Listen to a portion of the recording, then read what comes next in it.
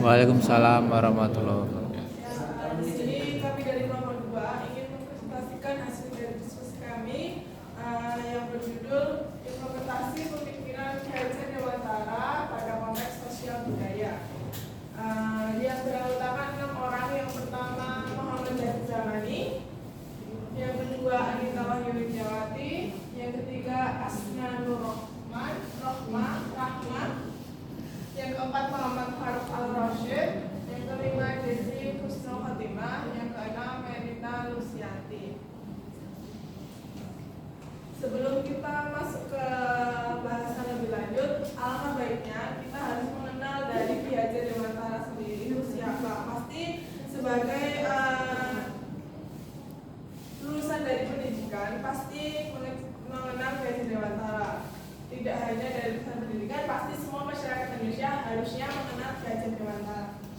Ki Hajar Dewantara ini mempunyai nama asli Swadis Suryaningrat, yaitu bangsawan dari Jawa dan aktivis pergerakan kemerdekaan Indonesia. Ki Hajar Dewantara merupakan salah satu tokoh dalam pembentukan Taman Siswa yang menjadi salah satu pergerakan pendidikan nasional pertama di Indonesia.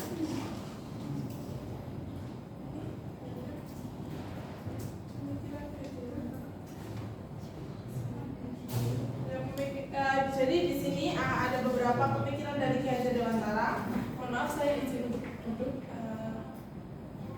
Dan pemikiran Ki Hajar Dewantara dalam diskusi kami disimpulkan ada 5 pemikiran. Yang pertama, menuntut kodrat pada anak-anak sehingga anak-anak dapat mencapai titik keselamatan dan kebahagiaan selama-lamanya. Yang kedua, pendidikan diibaratkan petani yang menanam padi. Yang ketiga, pendidikan yang berupaya memenuhi kodrat kebutuhan tumbuh kembang anak. Yang keempat, budi pekerti atau watak atau karakter merupakan perpaduan antara gerak pikiran, perasaan, dan kehendak atau kemampuan atau kemauan sehingga menimbulkan semangat. Yang kelima, bermain merupakan kodrat anak.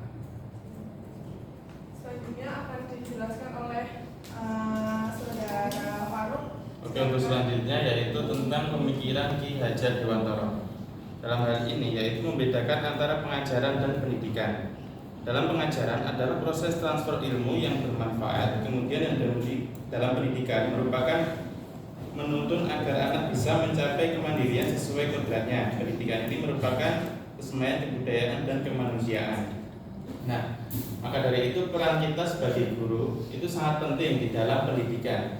Kalau hanya sekedar mentransfer ilmu atau pengetahuan itu mungkin Google juga bisa. Nah, kita sebagai guru itu perannya adalah mendidik. Mendidik ini mengenai moral, kemudian kebiasaan-kebiasaan yang akan ibaratnya menjadi karakter seorang siswa seperti itu. Kalau hanya sekedar ilmu, mungkin dia bisa mencari di internet, kemudian mencari ke tempat-tempat lain, kemudian di perpus misalkan seperti itu. Nah, itulah penting kita menjadi seorang guru. Lanjut. Kemudian nilai-nilai luhur budaya bangsa. Nah, untuk yang nilai-nilai luhur budaya bangsa yang diajarkan oleh Ki Hajar Dewantara juga tidak lepas dari ideologi bangsa kita, yaitu Pancasila. Nilai-nilai luhur tersebut antara lain berlakunya nilai norma agama, kemanusiaan, persatuan, musyawarah, keadilan. Nah, dalam nilai-nilai kebudayaan bangsa ini sudah tercantum dalam Pancasila. Nah, itulah yang harus kita biasakan, yang kita jadikan budaya nasional supaya tercermin dalam diri kita bahwa nilai tersebut bisa diterapkan di kehidupan sehari-hari. Mungkin untuk selanjutnya.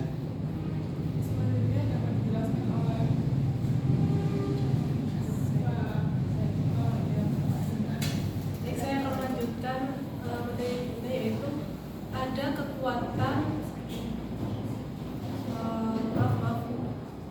sebelumnya saya akan menyampaikan terkait sosiokultural didefinisikan sebagai gagasan-gagasan, kebiasaan, keterampilan, seni, dan alat yang memberi ciri pada sekelompok orang tertentu pada waktu tertentu. Sosiokultural juga membantu seseorang untuk mengetahui peran sebagai individu dan tanggung jawab dirinya terhadap kelompok. Sosiokultural mengatur tingkah laku seseorang dalam kelompok, membuat seseorang sensitif terhadap status, dan membantunya mengetahui apa yang diharapkan orang lain terhadap dirinya dan apa yang akan terjadi jika tidak memenuhi harapan-harapan mereka. Selanjutnya, ada kekuatan dari pemikiran Ki Hajar Dewantara dalam kegiatan Syawalan, yaitu terkait dimensi pelajar Pancasila yang meliputi beriman, bertakwa kepada Tuhan Yang Maha Esa, dan berakhlak mulia, kebinekaan tunggal, bergotong royong, kreatif, bernalar kritis, dan juga mandiri.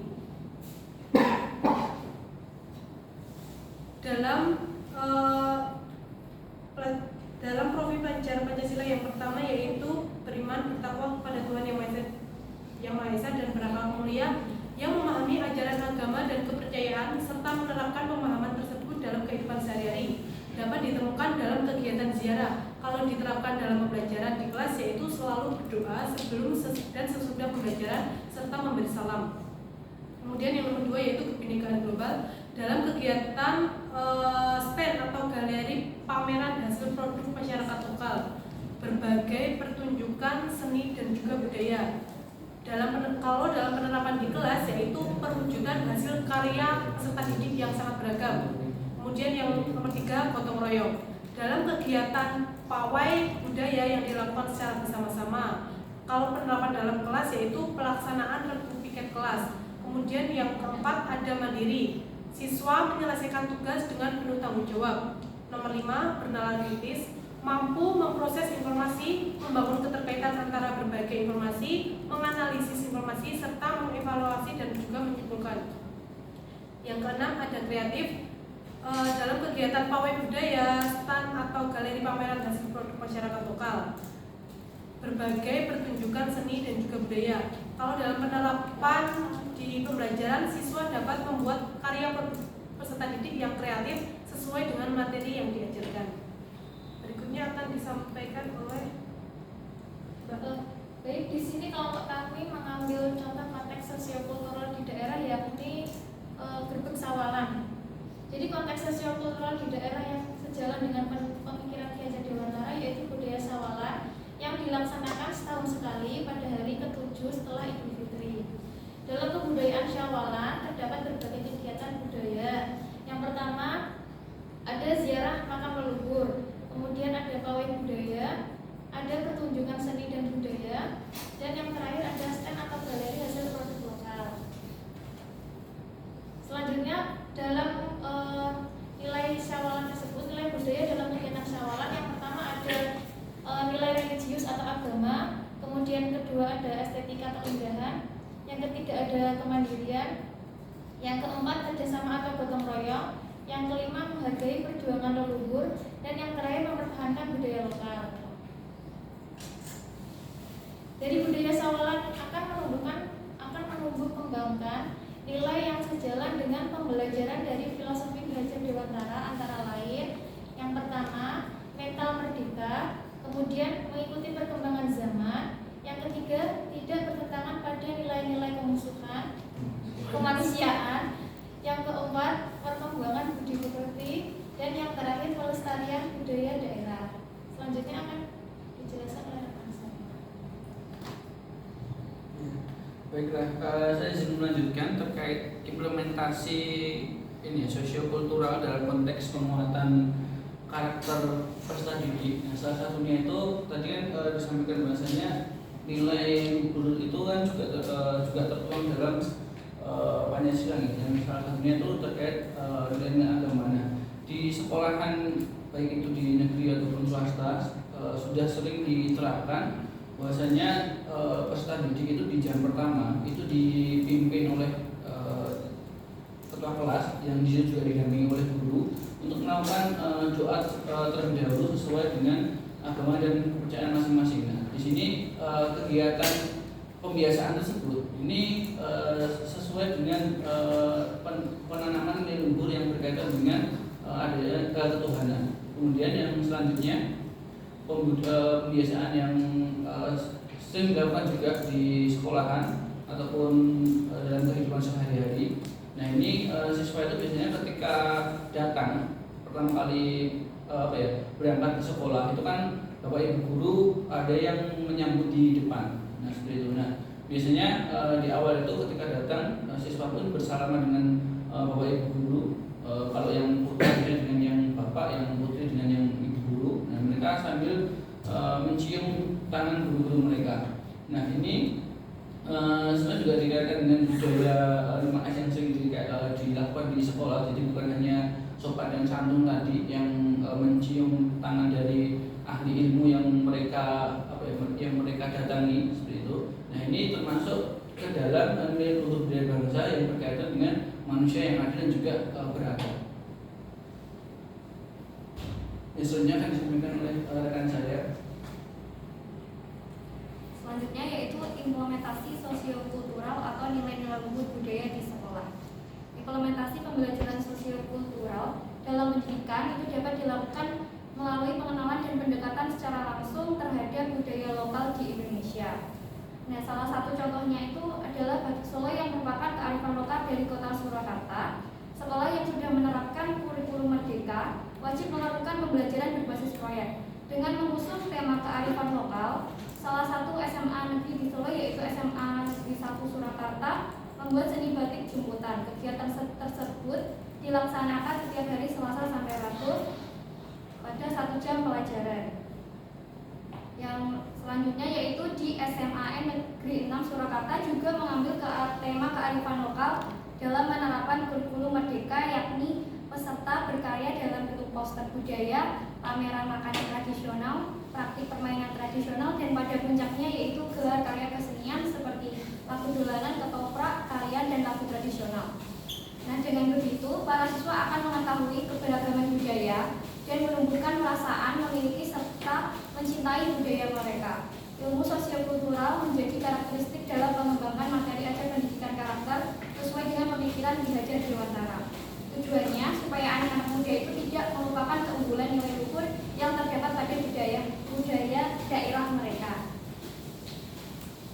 Yang selanjutnya yaitu implementasi dalam konteks penguatan karakter peserta didik. Misalnya dalam pembelajaran, pendidik menggunakan metode diskusi. Metode tersebut menjadi penguatan nilai-nilai luhur budaya bangsa yang terkait dengan gotong royong. Melalui diskusi, peserta didik diharapkan melalui proses berbagi peran untuk saling membantu sehingga tujuan bersama tim dapat menyelesaikan tugas yang diberikan pendidik terselesaikan. Pada metode diskusi juga terdapat nilai bermusyawarah dalam pembagian peran masing-masing anggota. Ya, sekian presentasi dari kelompok kami. Jika ada salahnya mohon maaf. Jika ada yang mau ditanyakan silahkan mengajukan pertanyaan. Silakan.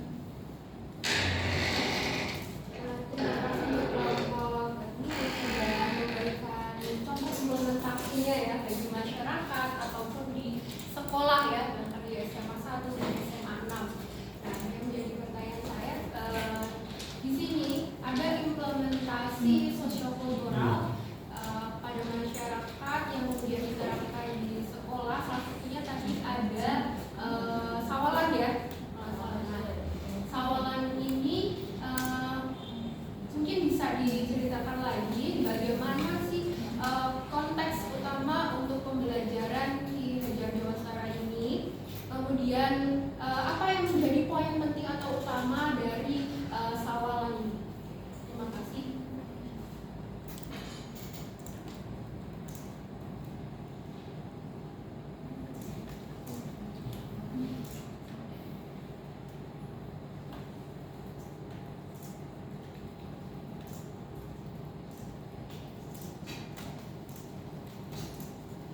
Izin menjawab yang juga.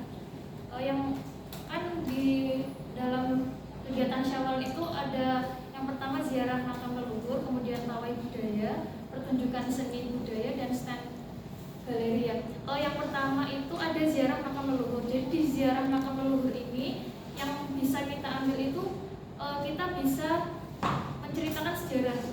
Misal kita berziarah ke makam Sunan Kalijaga misalnya. Nah, di situ kita bisa mempelajari, oh ternyata dahulu sejarahnya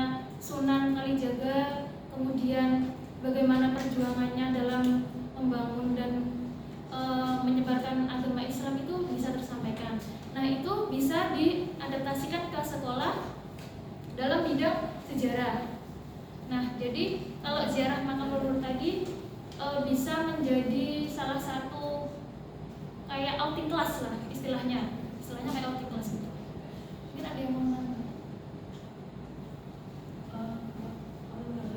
Nah, kalau syawalan nanti juga bisa diimplementasikan dalam pembelajaran itu. Peserta didik diminta untuk membuat kreativitas. Mungkin kalau sekarang kan siswa suka membuat video, nah mungkin peserta didik diminta untuk membuat video yang menjelaskan tentang ziarah.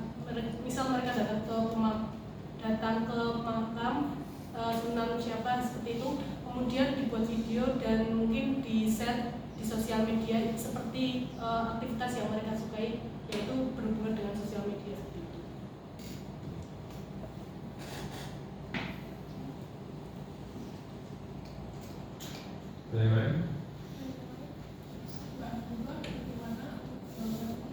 Terima kasih untuk jawaban kelompok 2 ini ya, terkait dengan implementasi sawalan. Menurut saya sudah cukup. Mungkin dari teman-teman yang ada di sini bisa menambahkan kelompok atau memberikan saran, masukan. Terima kasih, itu saja sih. Silahkan yang lain misal ada pertanyaan atau tambahan atau mungkin ada beberapa yang sanggahan dari apa yang kelompok kami tampilkan. Saya persilakan.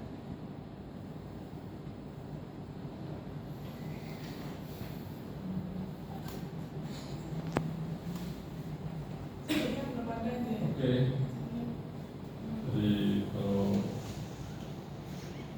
kalau belum ada, jadi ini tadi nomor 2 Mas Faruk ngajar lagi Mbak siapa? Mailita, Pak. Mailita ya. Kesi, Pak. Kesi. Desi. Mbak Aslan. Asna, Mbak Anta. Baik. Jadi kalau ini kan tadi begitu luas ya, begitu luas dalam konteks ini. Jadi kalau sawalan, saya istilah sawalan ini terkait dengan budaya, apakah ini dia khusus terkait dengan Solo atau karena Solo sekitarnya atau di tempat saya juga ada? Polanya sama? Masih ada Bapak, cuman hanya mungkin penerapannya berbeda-beda. Teknisnya yang beda. Sesungguhnya sawalan itu apa? Menurut saya tanya. Silaturahmi. Sawalan itu sesungguhnya apa? Sawalan ya Idul Fitri, silaturahmi. Nah,